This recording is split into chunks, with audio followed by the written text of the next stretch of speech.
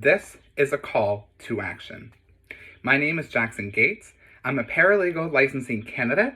I am also a social justice advocate and the director of youth engagement under the direction of social justice lawyer Michelle J. Bain. And I am here to give you a call to action.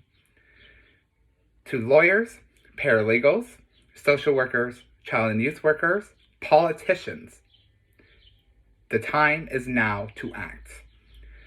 The Ford government, quite recently and very quietly, are enacting measures within the child welfare system here in the province of Ontario that is going to put foster children and youth in a more precarious situation. To that end, these are the measures that are being effected. Ford is making it so mandatory criminal background checks are no longer required. That goes for background criminal checks for foster parents, group home staff, social workers, child and youth workers, people who have direct access to foster children and youth. He's making it so a reduction or removal of access to next of kin or biological families, citing it as a COVID-19 measure. He has taken away in-person safety checks in foster and group home placements, citing it again as a COVID-19 measure. He is increasing the number of foster children and youth to one foster home or one group home setting. There are not enough foster parents or group home staff to manage this increase, therefore creating an inappropriate number of children and youth in one household or one facility. He is clawing back financial resources and other life-saving resources for foster children and youth that he desperately needs. And even to add insult to injury, there was a huge disproportionate overrepresentation of Black and Indigenous children and youth in care, as well as kids who identify as LGBTQ2S+. They face adversity as well on a regular basis. And the policies and the protocols that are being affected, that are being changed, that are being made, are racially biased. And there are decisions that are detrimental to the development and the safety and the well-being of foster children and youth. Foster children and youth across this province are already vulnerable. This is making it more vulnerable. And the Ford government is using COVID-19 as a cloud cover to try to enact these measures quietly. Now, he's taken it too far.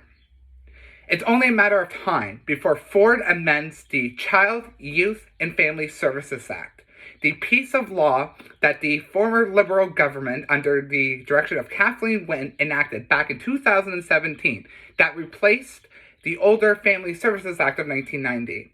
And that act was designed to increase oversight, increase youth advocacy amplification, and also provide more resources and more protection for foster children and youth, and make it child-centered. It's only a matter of time. The Ford government already took away the Provincial Advocate's Office and that piece of legislation that bounded that office. He's continually making attacks. This is not okay. Foster children and youth across Ontario are being victimized, traumatized, and abused by a system that, under the direction of a family court order, is designed supposed to protect them. And a lot of them are dying as a result of this abuse, whether it's from the abuse itself, or if it's taking their lives into their own hands and committing suicide because of the mental health implications that they have endured or developed as a result of that said abuse. Now is the time to rise to the occasion and take a stand against the Ford government. Save youth in care from Ford. This is the call to action. If you want to get involved, my email address, listen closely, is jackson.gates@youthadvocacyoffice.org. Contact me there. I can provide you a professional call to action letter that I've been emailing out to stakeholders, to politicians, to other lawyers and paralegals across this province.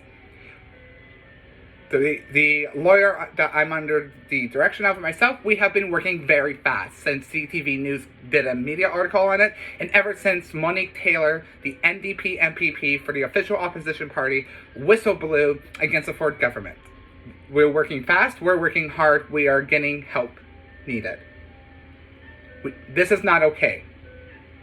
This is a call to action. Something needs to give.